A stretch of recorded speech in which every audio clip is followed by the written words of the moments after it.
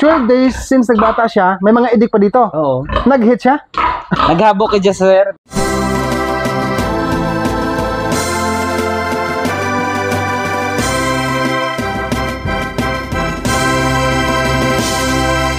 Ako wala man ko dati gapati mo, pero ako na mismo naka-experience. So, base sa iyong karanasan, sir, sinasabi mo, nanganak siya, pagsapit ng 12 days. Mga ka-farmers, magandang hapon po sa ating lahat. For today's video, guys, nais ko pong i-share sa inyo yung bahin or parte ni technician ko na isang biik po. Dahil kanyang AI ito noon sa inahin ko, kukunin po niya ngayon. So, ang unang gagawin namin, guys, maglalagay muna kami ng AirTag, ha? Okay? Pero meron tayong, quiz, kasi nga, titimbangin natin. Okay. Iter natin. Iter natin yung, ayan, 0 na po. So, ako ang magbubuhat sa kanyang biik. Hindi na to biik, malaki na to. Malaki na mga ka-farmers. Come on, Diki, come on. Okay. Bugat. Ilang, ha? Ilang.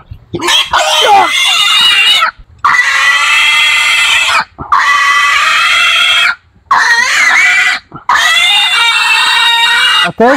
Okay. Dito. Halika, pakita natin yan. Halika yan. Ilang kilo to ba eh? Oh, malaki na sir. 16 kilos point... Pila? 16.50 to 40? Ay, 16.40 kilos. Malaki na. So ito mga ka-farmers, ito po ang biik na to ay 47 days old since birth. Ayan. So, ang sumunod na step, atin pong ilagay sa sako. Yan. Ikaw maghawak, sir? Isang sako? Wala kang lagayan, di ba? Wala. O, ito na lang. Ayan. Ito mga ka-farmers, dadalhin po ito ni technician sa kanilang lugar. Sa Iloilo, no? Doon niya gagawing saulit to, saulit. Okay? So, kailangan nating lagyan ng butas. Tunting ko ito. Kailangan lagyan sir ng additional na butas para hindi masuffocate. Oops.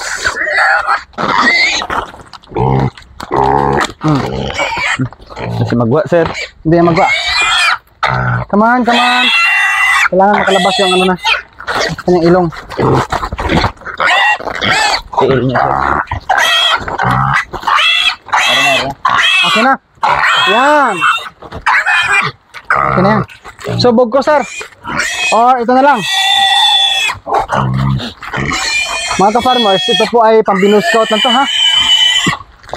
Libre to mga ka-farmers, ha? Wala pong bayad to kay technician. Kasi parte niya to, eh. Okay? So, let's go. Guys, samahan niyo po kami kasi ako po sasama kay technician. So, dito lang naman guys sa kabilang, barangay, no? Tama. So, meron tayong alcohol. Disinfected to ha, mga ka-farmers. Ulit nga. Talikod, sir. Paliguan kita sa alcohol kasi kailangan eh. Thank you ha. So, basta sir, sa bag mo, basta may lugar pa dyan. Kasi ako ay lalapit din sa kanyang babuyan, no, mga ka-farmers. Okay, let's go. Hindi ah. Okay.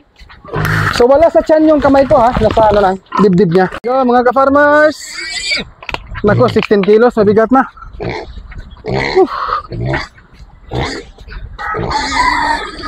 Bugat. Behave lang. Ito, nakaano sa kanyang dibdib yung aking kamay at sa kanyang puwitan yung isang kamay naman para hindi humaipit yung kanyang tiyan. Ayan mga ka-farmers, sa ngayon po ay magkakasama kami ngayon ng technician ko. Papunta po sa kanya po inuupahan na babuyan, no? Ayan! Bridge po! Bridge! Ang ganda guys ng video. Ang nagustuhan ko sa Antique Province po is sagana sa tubig. Ayan! Bilip po ng dagat dito. Sunset na mga ka-farmers. Ayan! Behave lang ha! Behave lang! Ayan mga ka-farmers, talagang nakakaramdam siya ng stress kasi nga binabiyahe siya ngayon eh. Pero kahit paano guys, medyo okay lang siya kasi nakakandong siya sa amin. Sa akin, I mean. So, nandito na tayo ngayon sa tulay ng, anong tulay ito, sir? Taliwan Bridge. Taliwan Bridge sa Bugasong Antique, no? Ganda guys, oh. Yan, sunset. Thank you Lord for the morning, noon, and night time. Happy farming mga ka-farmers. Purihin ang Panginoon.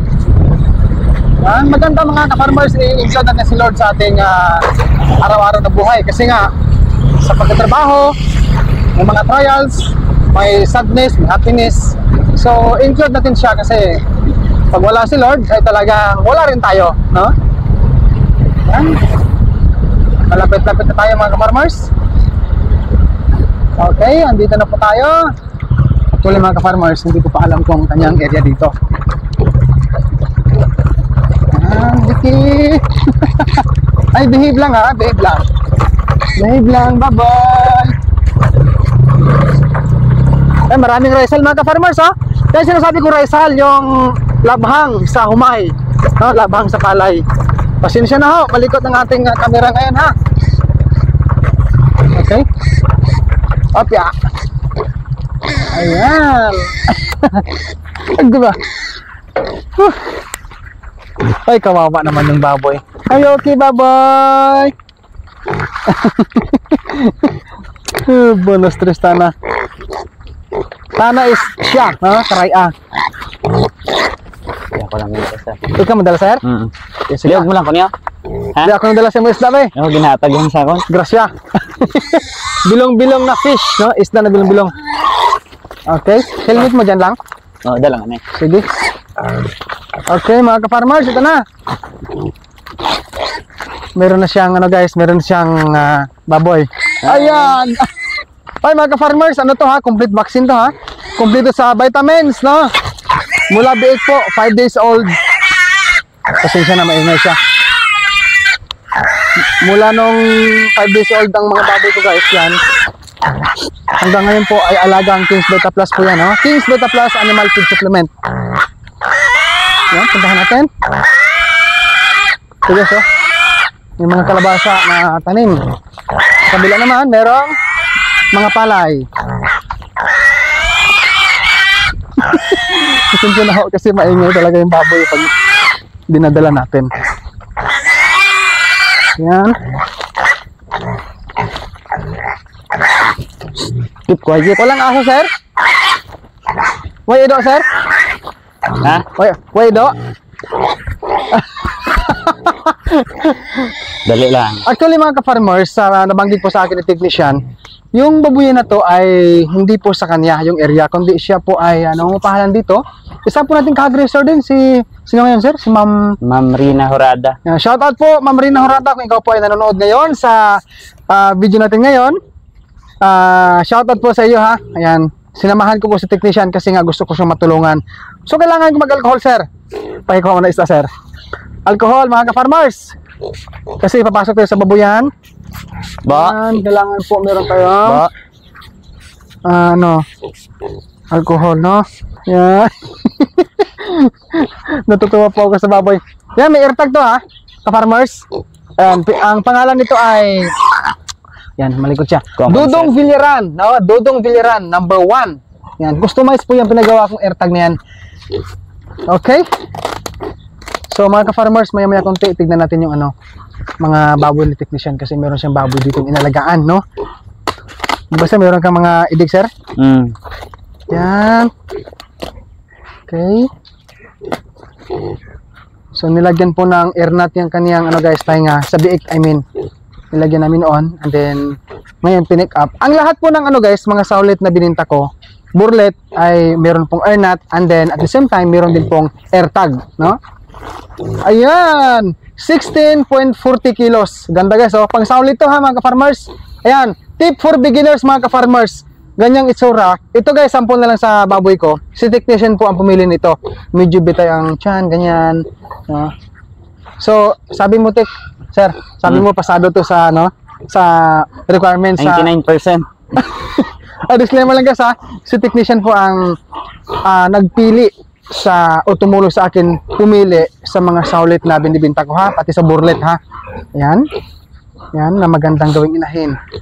May lahi po ito sa baboy ni Sir Padon Bartolo Artificial Insemination. Tiki! Nakakatawa ang baboy ko. Ayan. Te, hindi ka maagi, sir?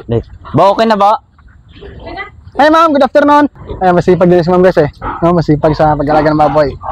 Ayan, puntahan natin sa loob. Nay, papasok po ako, ha? Baby, hello. Okay. Ayan na. Okay.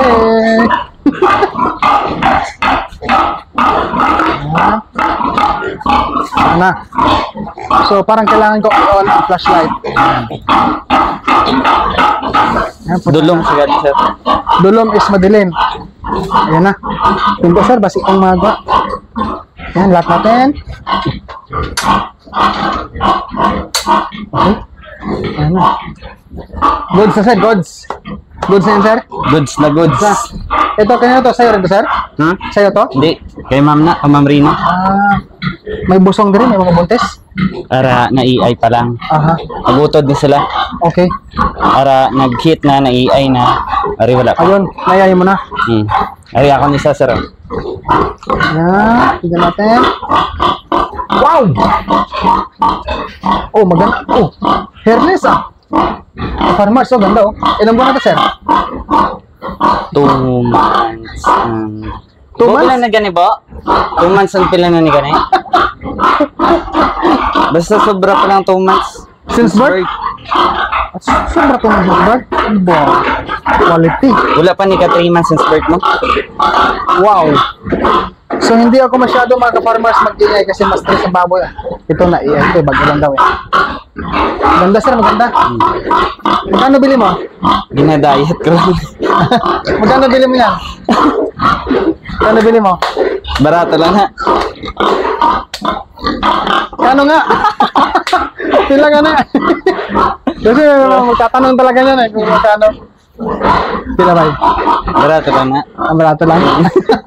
Oh, sige, hindi na kita kulitin, eh. So, may Bisaya dito, sir? Oo. Ano yan? Takal? O saw? Saw. Saw na, saw. Magwa tama ka farmers, ha? Okay, Bisaya. Ito, ayaw ko masyado mag-ingay kasi alam mo ng baboy, mas stress, eh. Kawawa yun. Alin man ni kay, kay Padon. Ito, kay Sir Padon to? Nag-EI na nun. 21 days subong. First timer? 21 days. Hindi nag-hit? Re-hit? Hindi. Good news. Uy! Mo ni? Kay Ma'am Rina. Ako ni Ma'am Rina, shoutout po sa'yo dyan, ha? Ingat po kayo dyan sa abroad. Ito? Busong naman ni. Busong na? Nag-EI ka na. Wow. Ito? Mas tako man, oh. Dako din sa niya. Duro, pitrin? Pitrin na may mga mix man. Mix na, mixing. Ang mixing, ano na. Ari ako na yun, sir. Ha? Ari ako na yun. Mga ka-farmers, ito po ang nayon ni si Christian. Amo ni nagbata, sir? Kaina ko lang yung dutas. Din yung mga edit bike? Dito malabot ito. Ay, mga ka-farmers, ha, mga kababayan kong taga-Antique, alam naman po natin yung salitang karayanan na yon. Na yun, mga ka-farmers, mga Tagalog dyan, isa, ano tawag dito? Saw, inahin, bigal kung sa Bisaya. Ha? Pero pwede tayo makita ng mga edek? Puntahan natin? Ito. Puntahan natin. Ikaw mag-guide kasi syempre, babuyan mo to, eh. Ito, patining. Hindi mo na, sir, patining? Hindi. Kay Ma'am na, kay Ma'am Rina. Okay. Ayan. Tagko na, oh. Sige, puntahan natin. Ayan. Nasaan yung mga biik ni Sir, Sir Jimar? Oh, may mga bata bago. 3 na, sir. Kaya Ma'am Rina man, eh. Dataw na. Guys, oh, mga ka-farmers, oh. Ari. Healthy. Anong ginagbata po? Wow. Damdaman mo pa? Guro mga, pa lang ni? Anong lahi sila, sir? 10 days. Ari, hindi ko na, gid, kay naka-mix-mix naman mo. Pero may large white landrace. May large white, may landrace. Mostly kasi, mga ka-farmers, ang crossbreeded is pagsaw, large white landrace. Pinaparisan ng boar na durok or pitrain. So, ganyan, pang-fattening materials, good po yan, no? Maganda, oh. Mga edik. Ayan. Okay. Ilan to, sir? 1, 2, 3, 4, 5, 6, 7, 8, 8? 8 lang. 8. Ito yung sa'yo. Tingin ko, sir, sobra to, mga 1.70 kilos to. 1.5, sobra. Sobra. No? Disclaimer lang mga ka-farmers, ang binanggit kong kilo is base lang sa aking naranasan sa aking inahin ha. Ganda oh. Wow! Thank you Lord for the blessing. Ari pinakalako. Kay Marina to? Pati dito? So, yan na sir. Yan na tanan. Ginagaydan ko lang. Okay. Ito mga healthy. Ilang buwan na to? Mga idik? 14, 15. Oh, madara. Basta 14, 15 sila. Nagmi ng mga ano? Nagmi ng mga baboy. Ayan. Ayoko na lang mag-ingay mga farmers kasi mahirap na ma-stress baboy lalo. Okay, hinihingal sir no? Kaya hinapan na gan. Yan mga ka-farmers. Lipat tayo dito sa Bugay ko mismo po immune booster ko. mga biik na Dalang nutrition. gunting. Yan. Ito. Ilan yan? 2, 4, 6, 8, 10. O, pulo ka bilog. Pulo ka buo, guys. Ilang days mo wala ito kanina siya? 28. Subong? Kanina lang, guys, nawalay. 28 days. Nagko. Pwede na. Ari na. Wala na ba? Okay, mga ka-farmers, sa mga nagtatanong sa akin, Kuya Dodong, anong feeds po ang pinapakain mo sa iyong mga biik po? Panahon nang sila isilang hanggang iwalay. So, ito po ang ginagamit ni Dodong Villarán, ang Pigrolac Airlewin Immunobooster Feeds, no, micropellet, Advanced Piglet Nutrition with Immunomilk Nutrients. So, mga ka-farmers, di ba sir, ito ay 1 kilo, tama? Meron ding ano nito mga ka-farmers, isang sako na naglalaman ng 25 kilos. Ayan. Tubig. Okay? Ang bili ko naman nito, depende sa store natin mga ka-farmers sa lugar, no? 105. 105 per pack. Yan. Pigrolac Airlewin Immunobooster Feeds.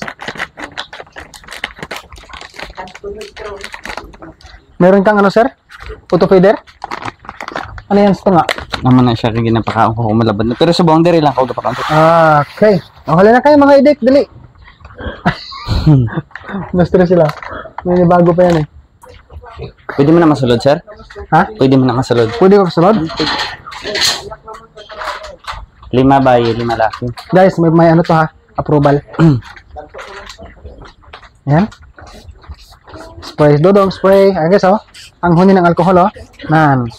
Spray ha. Siyempre nag-iingat din tayo guys kasi ayaw natin magka-problema ang baboy sa atin. Pero dito sa amin guys, walang ASF ha. Linamin ko lang. Pero ganun pa man, meron tayong approval sa certification galing. Uy, good size sir no? Dagko. Yan. Kung magpatining ako, sir, gina-adlibitom ko, diri ko lang ginabutang. Dire? Wala ko ginapahubsan. Siminto ito? Oo, siminto na sa sir. Bali, drum ini nga ginutod. Okay. Drum na pinotol, tapos nilagyan ng siminto. So dito ang feeds. Dry o wet? Dry lang ko. Dry feeding lang. May drinker ito. Labot nila sir? Pag 2 months old grower stage to finish. Kaya na. Kaya nila? Kaya na labot ng 2 months. Guys, ang ganda oh. Ano to, ibinta mo hindi? Kasi ibinta mo, bibili ako. Joke lang, joke lang. Huwag ko na kilo. Pero nag-mix sila. Wala mo makilo? Pero good sir, goods. Ang ganda guys oh. Ayan, so Nanay nila ganyan kapangita pakbata niya. ay mga ka-farmers oh. Ganyang reaction sa nanay sa inahin. Nananawagan po yan sa kanya mga idik. Sa kanya mga biik. Ayun na. Lalabas po ako. Ko lang.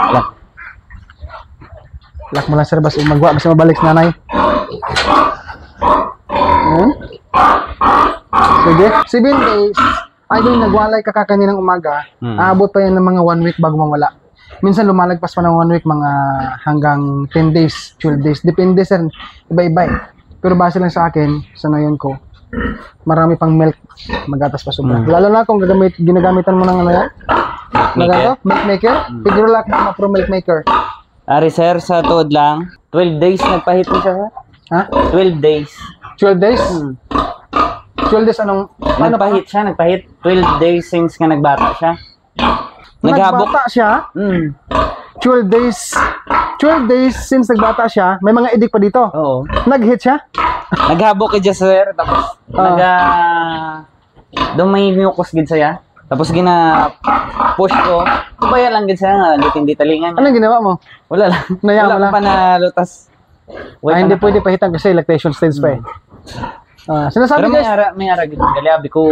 Ako wala man ko dati gapate mo, pero ako na mismo naka-experience. so base sa iyong karanasan sir, sinasabi mo, nanganak siya, pagsapit ng 12 days, since nanganak siya, panahon pa ng lactation stage, may mga idik pa dito, may mga biik pa, nag-hit siya. Nag-hit siya. Hinayaan mo lang.